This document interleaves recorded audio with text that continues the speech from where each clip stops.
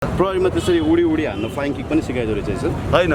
प्रहरीले त सबै चिज सिक्नुपर्छ, तर दुरुपयोग गर्नु हुँदैन, सदुपयोग गर्नुपर्छ। जनताको सुरक्षाको लागि त्यस्तै अवस्था परे पनि चाहिँ फ्लाइङ किक पनि हान्नुपर्छ। तर के त भन्दाखेरि चाहिँ यस्तो शान्तिपूर्वक रूपमा चाहिँ जुन हिसाबले डेमोन्स्ट्रेसनमा बसेको मान्छेलाई सिङ्गल डेमोन्स्ट्रेसन त्यो गलत थियो, त्यो गलत हो। टेन्सन त भइरहेछ।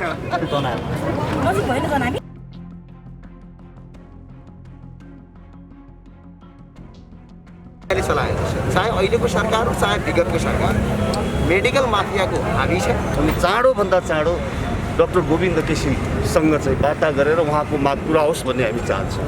यो सरकारले यस्तो सोच छ भने यो गलत सोच हो। यसले चाहिँ सरकारलाई पनि फलो गर्दैन, राष्ट्रलाई फलो गर्दैन। उहाँको एउटा माग के छ? उहाँको एउटा माग के छ भने व्यापक रूपमा चाहिँ के हुनु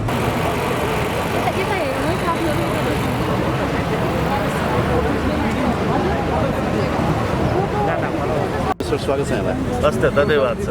आज गोविन्द केसीको जो पक्षमा जुन आन्दोलन छ माइती घरमा, त्यसको ऐक्यबद्धता जनाउन आइपुग्नु भयो। हजुर, एकदम। किनभने उहाँले अहिले चाहिँ देशमा सुशासन कायम होस्, मेडिकल क्षेत्रमा व्यापक सुधार होस् र मेडिकल माफियाहरूको अन्त्य होस् भनेर यो 19औँ पटक उहाँले चाहिँ अहिले अनसन बसिरहनु भएको छ। उहाँले 18 पटक राज्यसँग चाहिँ सम्झौता भइसक्यो, तर राज्यले सबै आलटाल गर्यो। उहाँको माग कुनै पनि पुरा गरेन। उहाँले यो देशमा व्यथिति, विसङ्गति, कुशासनको अन्त्य होस् भनेर 3 करोड नेपालीहरूको रेस्क्युको लागि चाहिँ उहाँले यत्रो आह्वान गर्नुभएको छ। सरकार मुख दर्शक भएर बस्छ। त्यसैको लागि हामी सम्पूर्ण नेपालीहरूले शान्तिपूर्वक संविधानले दिएको अधिकार प्रयोग गर्नको लागि हामी आएका छौँ, एकबद्धता गर्न आएका छौँ। र हामी नेपाल सरकारलाई के अनुरोध गर्न चाहन्छौँ भने चाँडोभन्दा चाँडो डाक्टर गोविन्द केसीसँग चाहिँ वार्ता गरेर उहाँको माग पुरा होस् भन्ने हामी चाहन्छौँ। ओके, गोविन्द केसीले योभन्दा अगाडि पनि अनसन बस्नु भएको थियो, लकडाउनभन्दा अगाडि। त्यति बेला चाहिँ उहाँलाई लगभग उहाँको माग पुरा नभए पछाडि अन्तमा उहाँले नै लकडाउनको कारणले गर्दाखेरि त्यसलाई स्थगित गर्नुभयो।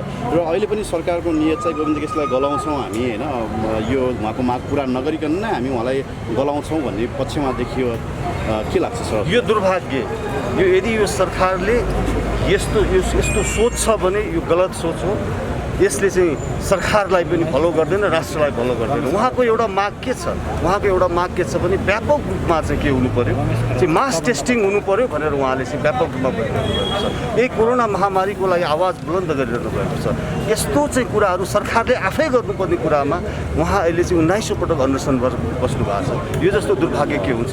यो जस्तो सरकारको चाहिँ असक्षमता, सरकारको जिम्मेवारपन, सरकारको अभिभावक त वहन गर्न नसक्ने यो जस्तो चाहिँ कमजोरी के हुन सक्छ र? ओके, रमेश सरसँग यहाँ हामीसँग हुनुहुन्छ हाम्रो टिम नेपालका विमल पन्थ, 100 डेज ग्रुपका हाम्रो एम खड्काजी, अनिखेरि यता बब्लु सर हुनुहुन्छ, बब्लु गुप्ताजी, होइन।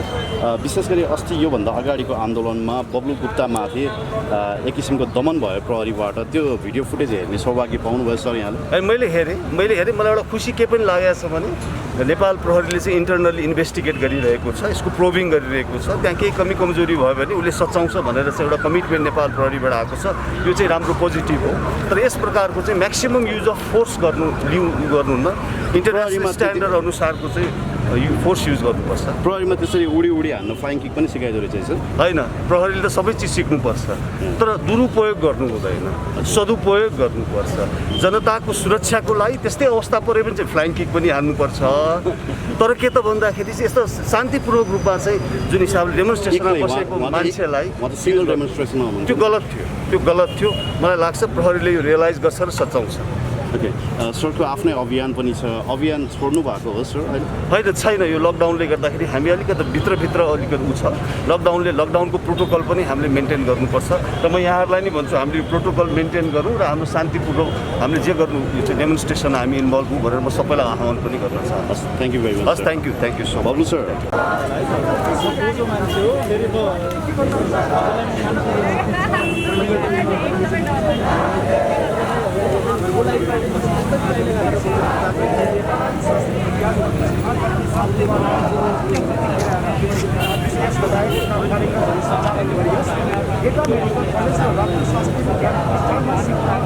पूर्वाधार र जनशक्ति ल्याएर यस नम्बर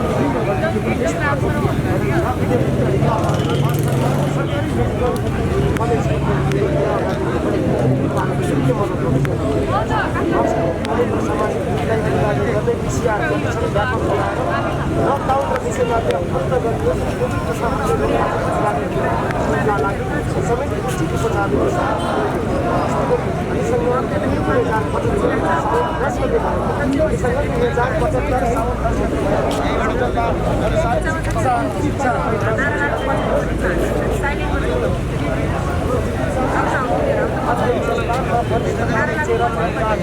सच्याउँदै सबै पदमा वरिष्ठताका आधारमा विश्वविद्यालय काउन्सिल र प्रतिष्ठानहरूमा पदाधिकारी मापदण्ड निष्पक्ष र पदाधिकारी गर्ने व्यवस्था गरियो। आवश्यक बजेटको व्यवस्था गरी निःशुल्क सेवा निश्चित गरियो। अन्तिममा रहेको छ राज्यको गोल्छा कृषिकाण्ड, आइल निगम जग्गा हरितकाण्ड, वाइट बडी काण्ड, प्रेस हरितकाण्ड, दरबार मार्गको जग्गा काण्ड, पौडी समूहको औषधि हरितकाण्ड लगायत सबै ठुला भ्रष्टाचार काण्डका दोषीहरूलाई कानुनको गरिएका सम्झौताहरू तोड्ने निकम्म सरकारको चुनौती आम नागरिकको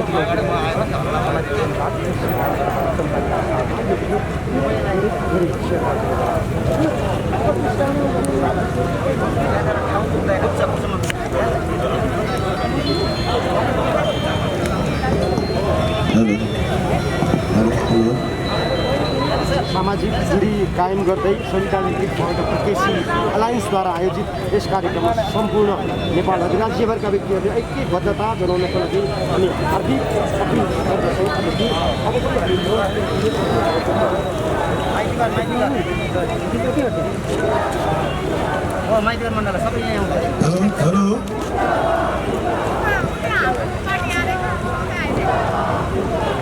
यसो गरेर कोही मान्छेलाई पनि नउठाउनु तर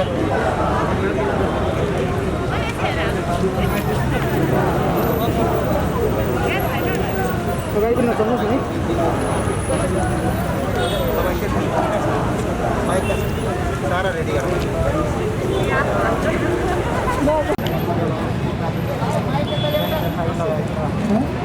हेलो त्यो माइक यता लिएर सबैजना दिदीबहिनी दाजुभाइ साथीभाइहरू सामाजिक दूरी कायम गरी डेयर गोविन्द केसीको लागि एकपल्ट ताली पड्काइदिनु हुन हार्दिक अनुरोध गर्दछौँ। डेयर गोविन्द केसी उहाँले आफ्नो नालायक सरकारले व्यवस्था गरेकोले 25 जोडमा अब देशको कुनै तप्त भाडा चाहिँ सक्नुपर्ने बेला आएको छ। गरिब जनताले एउटा हस्पिटलमा प्राइभेट हस्पिटलमा 12 लाख तिरे पुग्दिनमा 25 लाख रुपियाँ धक्काखेरि त्यो नालायक सरकार मुक्त सेवामा बसिरहेको छ। यही हो त सुखी नेपाली सन्त नेपालीको हिजोको दिनको मूल उद्देश्य। त्यस कारणले अब म त्यस भक्त नेपाली दाजुभाइको दिदीबहिनीहरूलाई म हार्दिक अपिल गर्छु, अब घरमा काममा तेल हालेर बस्नु। मुटु जागृत डाक्टर गोविन्द केसीको ज्यान बचाउनको लागि र उज्यालो नेपालका अभियन्ता कुलमान केसीलाई पुनर्बहाली गर्नको लागि अब बस्ती कोटबाट जाग्नको ढिला गर्नुहुने छैन र अब तपाईँ हामी काममा तेल हालेर नबस्छौँ। अब यो नालायक सरकारले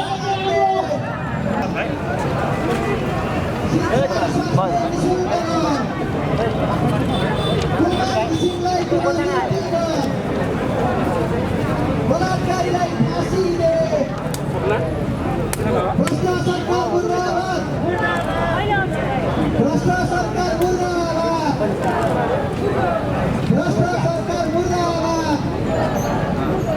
शिक्षा र स्वास्थ्य निःशुल्क कर।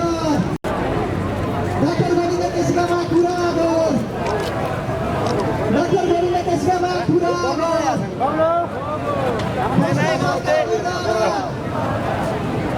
भ्रष्ट सरकार मुर्दाबाद, डाक्टर गोविन्द केसीका माग पुरा गर।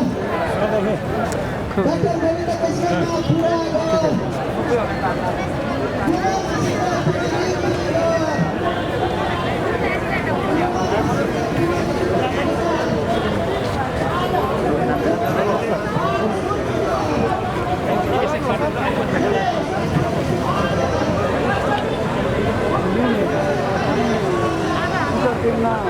हो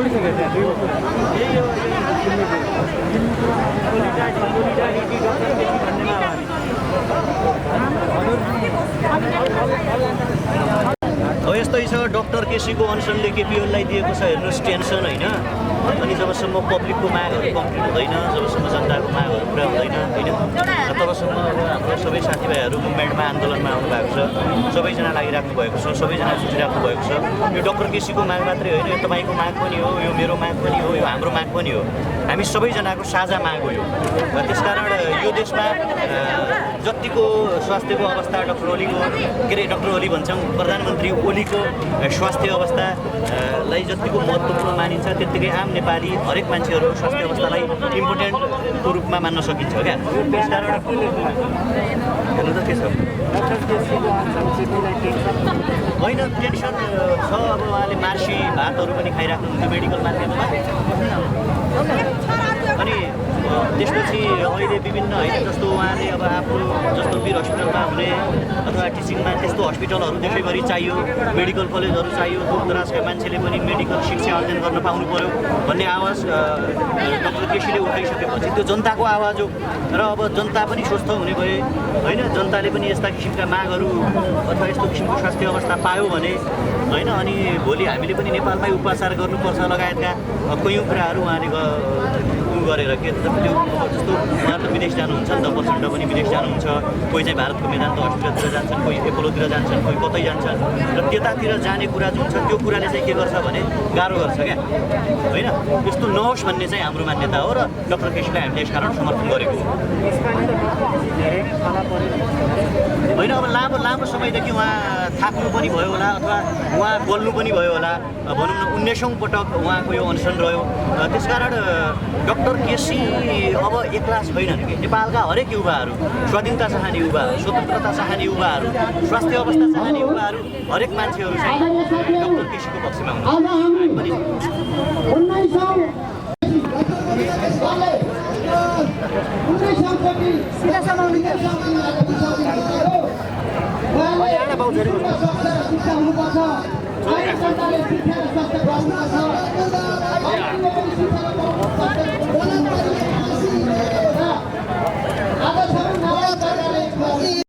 पहिला त आमरण अनसनकारीका मागहरू पुरा गरिदियो भने कोभिडको बेला सरकारले अनसनै बस्नुपर्ने बाध्य किन बनाएको त अरबौँको भ्रष्टाचार गर्यो यही कोभिडको बेला लाखौँ भ्रष्टाचार गरेको छ यही कोभिडको बेला आम नागरिकहरू भोकै बस्नुपर्ने अवस्था रहेको छ त्यही भएको हुँदाखेरि यो कोभिडको बेला जसरी तपाईँको सरकारले लुटतन्त्र मचाउनु हुने अनि तपाईँको नागरिकका कुराहरू माग पुरा गर्न नहुने भन्ने हुँदैन यो सरकारको खबैया यसरी तपाईँले डाक्टर गोविन्द केसीलाई भेटेर आउनु भएको छ उहाँको स्वास्थ्य अवस्थाको बारे पनि जानकारी दिइसक्नु भएको छ स्वास्थ्य अवस्था नाजुक भइरहँदाखेरि जसरी सरकारले माग पुरा गरेका छैनन् तपाईँहरू सडकमा हुनुहुन्छ अब के हुन्छ जस्तो लाग्छ हजुर होइन अब नागरिक स्तरका आन्दोलनहरू उठ्दै गर्छन् र ती आन्दोलनले एउटा एकरूपता दिन्छन् र एकरूपता ती आन्दोलनले दिइसकेपछि अब आम नागरिकले त्यहाँभन्दा पछाडि सोच्नुपर्ने कुरा सोच्नुहुन्छ र यो नयाँ मागहरू केही पनि होइन नै पुरानै माग हो यो 2036 सालमा नेकपाले उठाएकै माग हुन् 2036 सालतिर नेकपाले उठाएका माग 2052 सालमा तत्कालीन नेकपा माओवादीले उठाएका मागहरू हुन् यी मागहरू हुन् त्यो भएको हुँदाखेरि यो सरल मागलाई छिटोभन्दा छिटो सरकारले पुरा गर्नुपर्छ भन्ने कुरा हामी मान्यता राख्छौँ तर उहाँहरू आफैले उठाएको माग अहिले गोविन्द केसीले फेरि उठाएका छन् होइन किन पुरा गर्नुहुन्न उहाँहरू किन पछि हट्नुहुन्छ किन सरकार माफियाले चलाएको छ माफियाले चलाएको भएको हुँदा माफियाकरणले गर्दाखेरि यो अवस्था सिर्जना भएको छ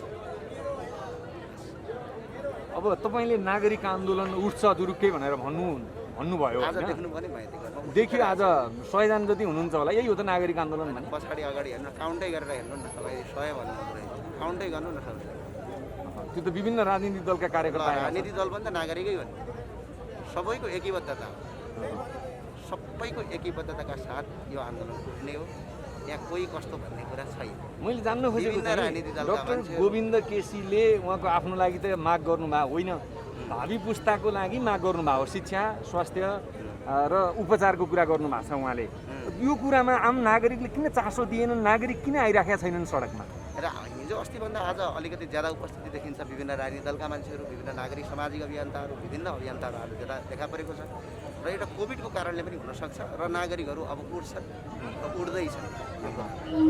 अब गोविन्द केसीको जीवन रक्षाको लागि गर्न सकिन्छ के सडकमा आउने त छँदैछ। आन्दोलन नै एउटा चरणको अगाडि बढ्छ र यो आन्दोलनलाई हामी एकरूपता दिन्छौँ र नागरिकले नै अब दबाब सिर्जना गर्नुपर्छ भन्ने कुरा मान्यता राखेको छ।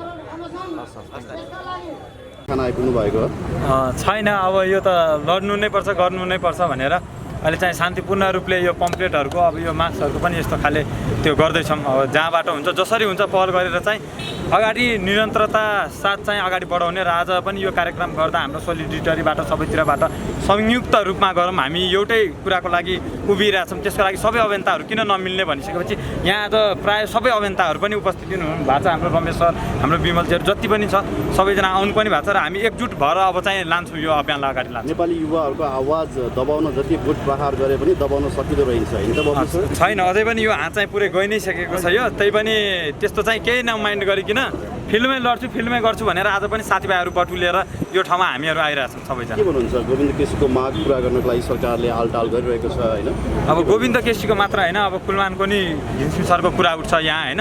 हामी चाहिँ अरूभन्दा नि सत्य कुरा र जुन कुरा चाहिँ देशलाई चाहिएको छ, जस्तो खाले व्यक्ति चाहिँ आज देशलाई चाहिएको छ होइन, त्यस्तो खाले व्यक्तिहरूलाई चाहिँ हामीले प्रमोट गर्नु पर्यो, क्या संरक्षण गर्नु पर्यो। आउँदो दिनमा गोविन्द केसी जस्तो अथवा रमेश सर जस्तो अथवा कुलमान घिसी जस्तो व्यक्ति आउला या नआउला, तर जब कि हामीसँग अलरेडी छ त्यस्तो खाले व्यक्तिलाई हामी किन नप्रमोट गर्ने?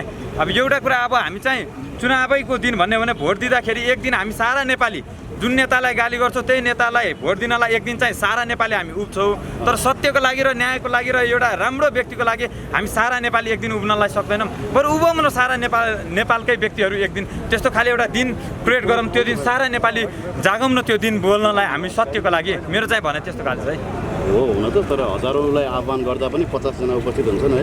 हो, आज जस्तै यही प्रोग्राम बारेमा आज फेसबुक होस् अथवा मिडियामा होस् आज लाखौँ व्यक्ति कहाँ पुग्यो होला, तर यहाँ हामी कमसेकम 600-700 मात्र मान्छे आइपुग्नलाई उपस्थिति भएका छौँ।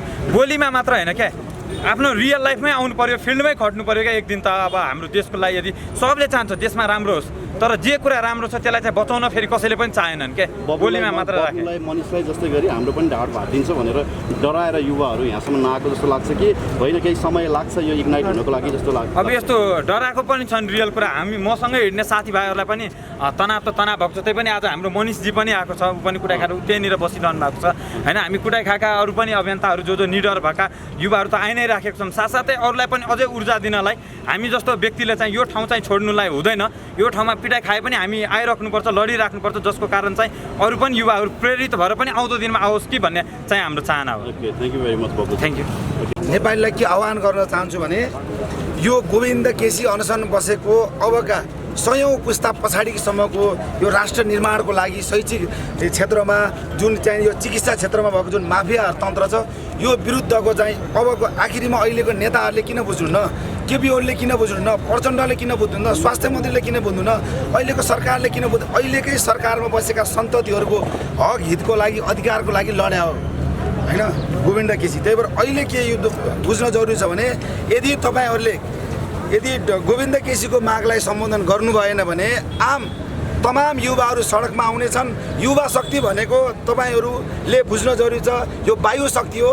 वायु शक्ति कहाँबाट आउँछ र सिधा रुखलाई कसरी ढाल्छ भनेर वायुलाई हावालाई मान्छेले देख्दैन। तमाम युवाहरू सडकमा आउन जरुरी छ।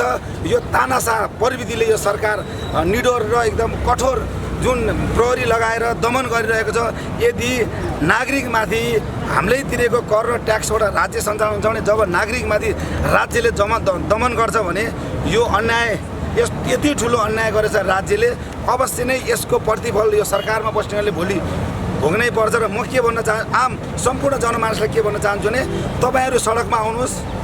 एउटा व्यक्ति तपाईँहरू घर घरमा नबस्नुहोस् र घर घरबाट निक्लन जरुरी छ।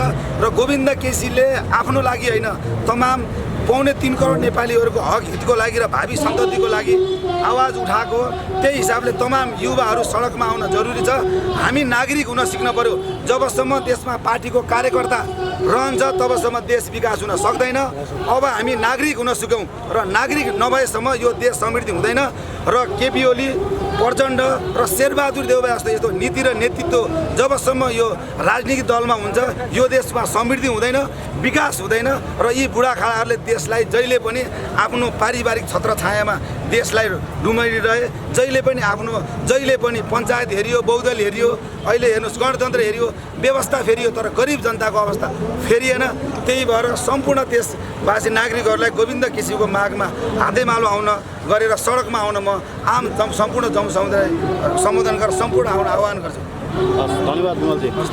बाट भइरहेको छ, विराटनगरबाट भइरहेको छ, सुनसरीबाट भइरहेको छ, चितवनबाट र आज दैलेखबाट र स्वयं जुम्लाबाट पनि हुँदैछ र दार्चुलाबाट पनि हुँदैछ र कञ्चनपुरबाट लगायत देशका धेरै ठाउँबाट आज एउटा एक किसिमको आज सत्याग्रही गोविन्द केसीको समर्थनमा नागरिकहरूले आज विरोध प्रदर्शन गरेका छन् र यही सिलसिलामा हामीले आज माइतीघर मण्डलमा प्रदर्शन गरेका छौँ, जो आम नागरिकहरू आज उपस्थिति छ।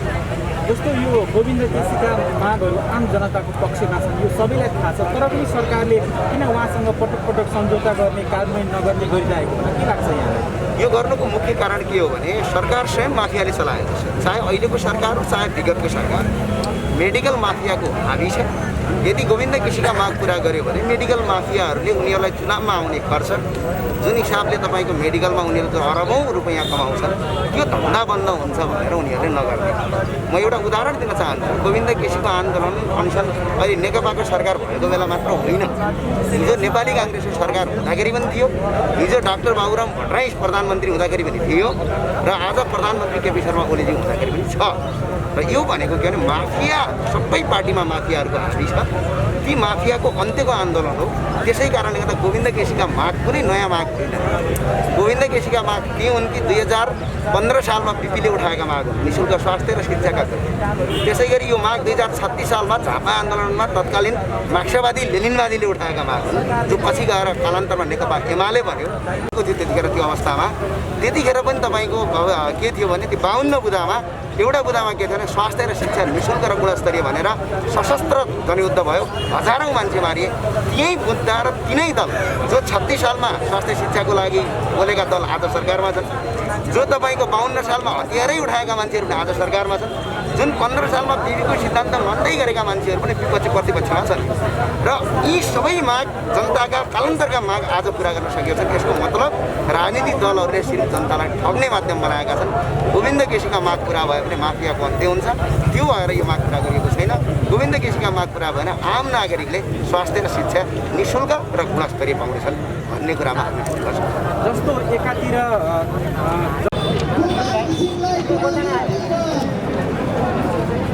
बलात्कारीलाई फाँसी दे,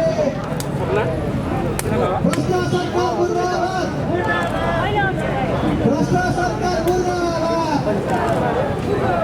भ्रष्ट सरकार मुर्दाबाद, शिक्षा र स्वास्थ्य निःशुल्क डक्टर केसीको अनसन ओलीलाई टेन्सन त भइरहेछ। तनाव आज चाहिँ के छ तपाईँहरूको कार्यक्रम? यिनीहरू सबैको सामूहिक आउने कार्यक्रम गर्दै त्यसैका लागि आएको। आज सधैँको भन्दा आज अलिक फरक, अलि ठुलो छ नि आन्दोलन? होइन, त्यो राष्ट्रिय मुद्दामा सबैजनाले एक हुनुपर्छ होइन, नेसनका लागि व्यक्तिगत स्वार्थहरू त्यागेर सबैजना सामूहिक रूपमा काम गर्न तयार हुनुपर्छ। त्यस जनताहरू खराब कुराको विरुद्धमा आन्दोलित हुँदैछन् भन्ने सङ्केत हो। नेसनलाई चाहिँ हजुर आत्मसात गरिरहेका छन् सबैजनाले, अन्याय अत्याचारका विरुद्धमा सबैजनाले आफ्नो आवाज बुलन्द पारिरहेका छन्। राज्यले एकपछि अर्को गर्दै बदनाम काम गरिरहेछन् होइन, त्यसको विरुद्धमा जनता एकजुट हुँदैछन्। राज्य लोकतन्त्रमा नेता भन्ने कुरा तपाईँको के हुन्छ भने जनताका आवाजहरू सुन्ने हो क्या। नेताले जनताको आवाजलाई सुन्नुपर्छ, जनताको आवाजलाई नेताले बुझ्नुपर्छ। र लोकतन्त्रमा जनता मालिक र नेता उहाँहरूको कुरा सुन्ने मान्छे हुन्। यदि त्यो सुनिएन भने लोकतन्त्र रहँदैन, लोकतन्त्रको उपहास गरेको मानिन्छ, लोकतन्त्रलाई अपव्याख्या गरेको मानिन्छ क्या होइन। त्यसकारण लोकतन्त्रको अपव्याख्या गर्ने, लोकतन्त्रलाई गलत तरिकाले व्याख्या गर्ने काम चाहिँ गर्नु हुँदैन। आजको कार्यक्रम चाहिँ अब यहीँ धर्ना दिने अनि समापन गर्ने हो होइन, अगाडि नबढ्नु भनेको छ प्रशासनले। यो कुरा सरकारले सुन्नुपर्छ जस्तो लाग्छ कि हामीलाई है। सरकारले सुन्नुपर्छ, सरकारले सुनेन भने जनताले चाहिँ राम्रोसँग रिस्पोन्स गर्ने छैनन् सरकारलाई। भोलि चाहिँ जनताको अदालतमा उभिएर, जनताको कठघरामा उभिएर उत्तर दिनुपर्ने हुन्छ खड्ग ओलीले। जनताको अदालतमा उभिएर खड्गा ओलीले दिने उत्तरहरू चाहिँ भोलि उहाँले उत्तर दिन नसक्नु होला। भोलि के भन्ने उहाँहरूले चुनावमा भोट माग्न जाँदाखेरि उहाँहरू के भन्नुहुन्छ? उहाँहरूले के आवाज उठाउने? उहाँहरूले के बोल्ने? उहाँहरूले के भन्ने? त्यो छ नि त। डाक्टर केसीको स्वास्थ्य अवस्था त झन्झन गम्भीर हुँदैछ। 3 करोड नेपालीको स्वास्थ्य अवस्था कमजोर भएको मानिन्छ कि त्यसलाई? डाक्टर गोविन्द केसीको स्वास्थ्य अवस्था मात्रै कमजोर भएको मानिन्न यसलाई। 3 करोड नेपालीको स्वास्थ्य अवस्था विक भएको मानिन्छ। तपाईँ हाम्रो भविष्य र भाग्य कस्तो स्वास्थ्य बोक्ने नेताहरूको चाहिँ आफ्नो तपाईँको सानो होइन। दुबईका एटलान्टिका होटेलमा बसेको हामीलाई राम्रोसँग थाहा छ। भारतका एपोलो हस्पिटलहरू, मेदान्त हस्पिटलहरू होइन, राजीव गान्धी क्यान्सर हस्पिटलमा मान्छेहरू पुगेको कुरा त हामीलाई थाहा छ नि त राम्रोसँग। त्यसकारण हामीले पहुँच नहुने मान्छेले, आर्थिक रूपमा कमजोर मान्छेले भोलि कहाँ जाने? कुन ठाउँमा जाने भोलि हामीले? त्यसकारण गोविन्द केसीको स्वास्थ्यमा तलमाथि हुनु भनेको आम नेपाली जनताको स्वास्थ्यमा तलमाथि हुनु। हस्, थ्याङ्क यू।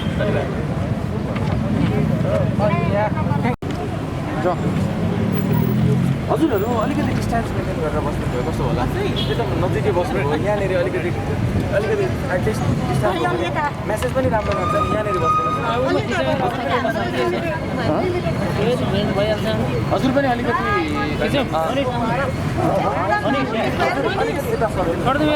डिस्टेन्स अलिकति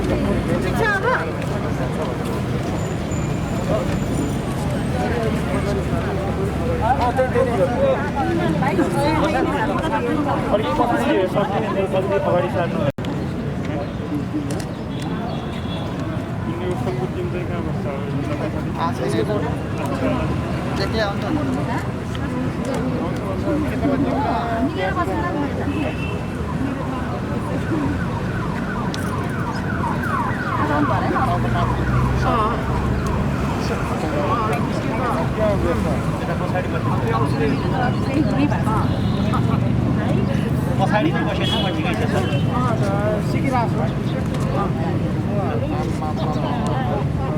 सिक्नु त्यस्तो छैन अहिले।